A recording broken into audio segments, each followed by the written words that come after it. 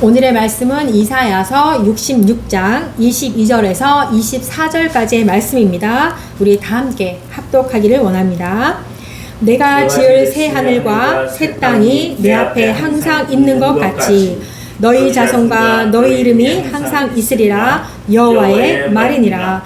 여호와가 말하노라. 매월 초 하루와 매 안식일에 모든 혈육이 내 앞에 나와 예배하리라. 그들이 나가서 내게 패역한 자들의 시체들을 볼 것이라. 그 벌레가 죽지 아니하며 그 불이 꺼지지 아니하여 모든 혈육에게 가증함이 되리라. 아멘. 네, 이사야서 66장으로 하나님이 어떻게 당신의 백성들에게 어떻게 행하시는지 그런 하나님을 지금 우리가 함께 나누고 있습니다. 네, 22절 말씀 보니까 하나님께서 새 하늘과 새 땅을 만들으셔서 내 앞에 항상 있는 것 같이 너희의 이름이 영원히 거하게 할 것이다 라고 이렇게 말씀을 하고 있습니다. 하나님께서 처음에 세상을 창조하실 때, 그죠? 창세기 1장 1절이죠. 처음에 세상을 창조하실 때 그 땅과 하늘에서 모든 만물들이 영원히 하나님을 찬양하며 살기를 원하셨어요. 그죠? 그런데 이 세상의 죄로 말미암아서 오염이 되다 보니까 모든 피조물들은 다 멸망을 받을 수밖에 없는 그런 운명에 처해 있었습니다. 그래서 이 피조물의 대표인 인간이 하나님과의 그 언약을 어기고 범죄하였기 때문에 이렇게 모든 만물들이 멸망을 당할 수밖에 없었습니다. 네, 창세기 66장은 우리 여러 사람들이 말을 하죠. 네, 사랑이다. 성경의 66권을 꾹 짜면 사랑이다. 또 예수 피다. 이렇게 말을 하잖아요. 네. 저는 이렇게 말합니다. 성경 66권은 하나님의 약속과 하나님의 경륜으로 역사하신다. 이렇게 저는 이렇게 말을 할 수가 있겠습니다. 하나님의 경륜은 하나님의 거룩하신 뜻이 모든 만물과 역사를 주관하시고 인류의 구원의 목적이 성취되는 것입니다. 네, 그것이 바탕으로 우리에게 하나님께서 약속을 하시고 그 약속대로 이루어 가시는 것이죠. 그런데 이렇게 창조하신 후에 타락한 이 피조 세계에서는 도저히 하나님의 영광을 온전히 이룰 수가 없기 때문에 세상을 멸망시키시고 다시 이렇게 새 하늘과 새 땅을 창조하셔서 당신의 백성들을 불러 모아서 영원히 거하도록 하나님께서 작정을 하신 것입니다. 네, 하나님께서는 이 죄의 영향으로부터 벗어나서 원래의 목적대로 성취되도록 구속 사역을 행하셨죠. 그것이 뭡니까? 이 땅 가운데 예수 그리스도가 성육신하여서 오심과 그리고 십자가의 고난으로 인하여서 구속 사역과 그리고 다시 부활함으로써 하나님의 그 구속의 목적이 옛 세상에서 새로운 세상으로 변화시키는 데 있음을 말하고 있습니다. 그러니까 이 피조물의 대표인 인간이 죄를 범했잖아요. 그러니까 하나님의 구속의 대상은 인간뿐만이 아니라 이렇게 예수 그리스도가 오심으로 인하여서 모든 피조 세계를 다 포함하고 있는 겁니다. 구속의 대상을. 그래서 모든 피조물들이 죄 가운데 있었지만 예수 그리스도의 구속하심으로 말미암아서 새로운 세상으로 변화되었음을 말씀하고 있습니다. 바로 그것을 구속을 우리는 재창조라고 이렇게 말을 합니다. 네, 고린도후서 5장 17절 말씀입니다. 그런즉 누구든지 그리스도 안에 있으면 새로운 피조물이라. 이전 것은 지나갔으니 보라 새 것이 되었도다. 아멘. 네, 예수 그리스도가 이 땅 가운데 오셔서 다시 오실 때 죄악으로 오염된, 죄악으로 이 변질된 이 세상은 심판을 받아서 새 하늘과 새 땅이 세워질 것이고, 그리고 성도들은 그곳에서 영원히 거하게 될 것이라고 말씀을 하시면서 하나님의 그 영광을 영원히 찬양하게 될 것이다 라고 말씀을 하고 있습니다. 네, 그리스도의 보혈로서 죄 씻음을 받고 그리스도 안에서 거하여서 새로운 피조물만이 거룩한 나라, 하나님의 나라에 들어갈 자격이 있는데 뭐라고 말합니까? 이사야서 1장부터 하나님은 그렇게 한탄하는 소리를 말씀하고 있습니다. 더럽고 추한 우상 숭배자들과 음행을 행하는 자들과 거짓말하는 자들은 그곳에 거할 수가 없다. 헛된 제물로 나에게 예배한다라고 하지 말아라. 다 가증한 예배다. 이렇게 말씀하시면서 불과 칼로 이사야 66장에 그렇게 말씀하잖아요. 너희들 가증한 예배를 드리는 모든 자들은 불과 칼로 내가 다 심판을 할 것이다. 이렇게 말씀하고 있습니다. 그러면은 형제들에게 미움을 받고 쫓김을 당하는 이 성도들은 어떠해야 됩니까? 네, 새 하늘과 새 땅이 있다라는 새 하늘과 새 땅에서 우리가 영생을 누릴 것을 소망하면서 이 땅에서의 그 고난은 믿음으로 인내로서 극복을 해야 된다는 겁니다. 그렇게 말씀하시잖아요. 하나님이 순수하게 하실 것이다. 너희들이 고통받기 전에 너희들을 순탄하게 하실 것이다. 이런 말씀하잖아요. 그러니까 여호와께서 이길 힘을 우리에게 주실 것이고 순산하도록 도와줄 것이고 무너졌던 성읍과 함께 너희들은 회복시켜 줄 것이고 함께 그 성읍과 즐거워할 것이다. 이렇게 말씀을 하고 있습니다. 그러니까 이렇게 새 하늘과 새 땅은 고난 중에 그 믿음으로 걸어가는 우리들에게는 소망이고 그리고 하나님의 구속사역의 완성인 것입니다. 네, 제가 이제 너무나 은혜 받은 말씀 때문에 계속 그것을 제가 생각하고 있는데요. 이제 제가 이제 이 말씀을 이제 누군가에게 설교를 하는 날이 있겠죠. 아마도 요번에 구정에 하지 않을까 그런 생각이 있습니다. 네, 누가복음에 그 10명의 나병 환자의 이야기를 우리가 들었었잖아요. 너무 은혜스러운 얘기를 들었잖아요. 10명의 모든 환자는 소원이 뭐였어요? 병이 빨리 낫기를 원했던 것이 소원이라고 했어요. 낫고자 하는 마음이 가장 간절하였고 똑같이 예수님이 말씀하니까 다 고침을 받았어요. 10명이 똑같이. 그 다음에는요. 그들의 10명이지만 그들에게는 가장 우선순위가 고침을 받은 후에 다 달라졌어요. 지금은 내가 병 낫는 것이 간절한 소원이었지만 고침을 받은 후에 가장 우선순위는 다 모두가 달랐다라는 거예요. 누군가는 고침을 받아서 나는 사업을 할 것이야. 누군가는 가족들과 여행을 할 것이야.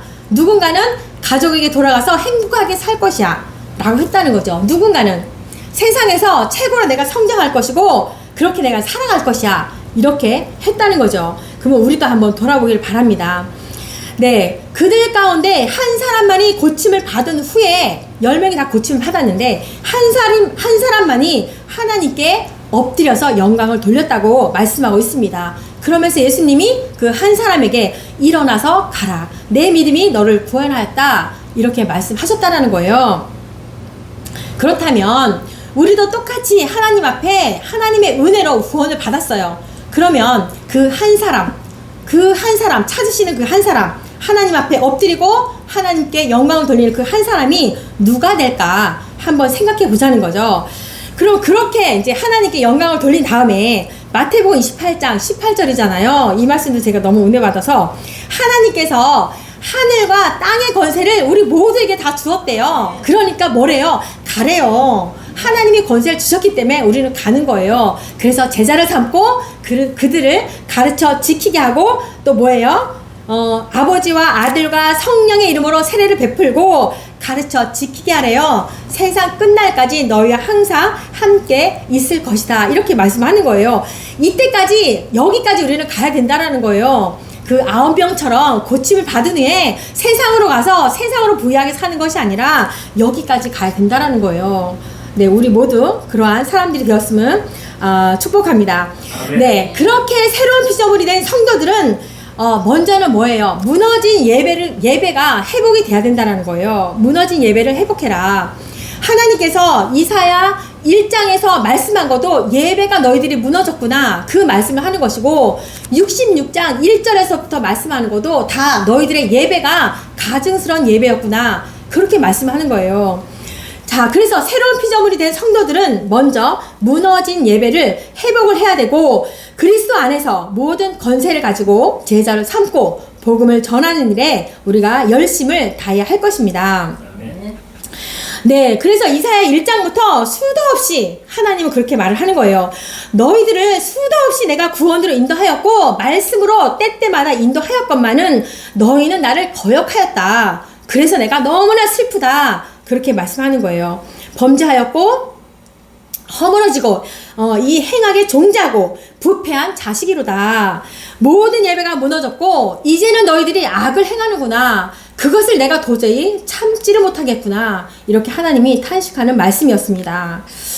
네, 이제는 우리가 9명의 그 고침받아서 제갓길로 가는 것이 아니라 그 한 사람의 신앙이 되어서 하나님께 영광을 돌리는 그 한 사람이 되기를 축복합니다. 아멘. 네, 가장 영광을 돌리는 삶이 무엇입니까? 예배라고 했습니다. 예배.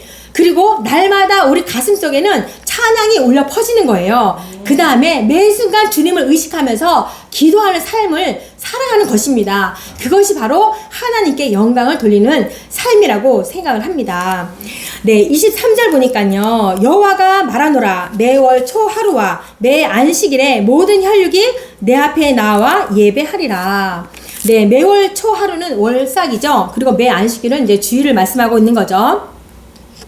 네, 이렇게 새 하늘과 새 땅이 세워진 다음에 모든 혈육들이 내 앞에 나와서 예배할 것이다. 이렇게 말씀하신 거는 바로 하나님 나라의 구원의 완성을 말씀하고 있습니다. 그러니까 이 땅 가운데 있는 모든 절기와 예배는 완전한 것이 아닙니다. 그쵸? 하나님 나라가 완전히 임하여서 새 하늘과 새 땅이 성도들에게 거할 때 하나님을 온전히 경배하는 것이 바로 완전히 이루어지는 것입니다. 마태복음 12장 6절에서 8절 말씀입니다. 내가 너희에게 이르노니 성전보다 더 큰 이가 여기 있느니라. 나는 자비를 원하고 제사를 원하지 아니한지라 하신 뜻을 너희가 알았더라면 무죄한 자를 정죄하지 아니하였으리라. 인자는 안식일의 주인이니라 하시니라. 네, 예수님께서 자신이 안식일의 주인이라고 말씀하시면서 바로 이때 안식일에 구원 사역을 하잖아요. 근데 유대인들이나 바리새인들은 안식일날 뭐 하시는 겁니까? 이렇게 반문을 하지 않았습니까? 근데 예수님이 바로 자신이 안식일의 주인이다 하시면서 구원 사역을 하셨습니다. 그러니까 율법들의 그 절기들은 구원과 하나님의 나라의 예표라고 한다면 구원의 주체이신 예수 그리스도 안에 거해서 드려지는 모든 예배가 바로 참 기쁨과 참 만족과 참 평안이라고 말할 수가 있는 거예요. 그래서 예수님께서 그렇게 말씀하잖아요. 수고하고 무거운 짐진 자들아 다 내게로 오라. 이렇게 말씀합니다. 그렇게 예수님 안에 갈 때 바로 참 평안과 안식을 누릴 것이라고 말씀하고 있습니다. 네, 그렇기 때문에 그리스도 안에서 구속의 은혜를 받은 자들은 이렇게 새 하늘과 새 땅에서 완전한 평안과 기쁨을 누리게 되는 것입니다.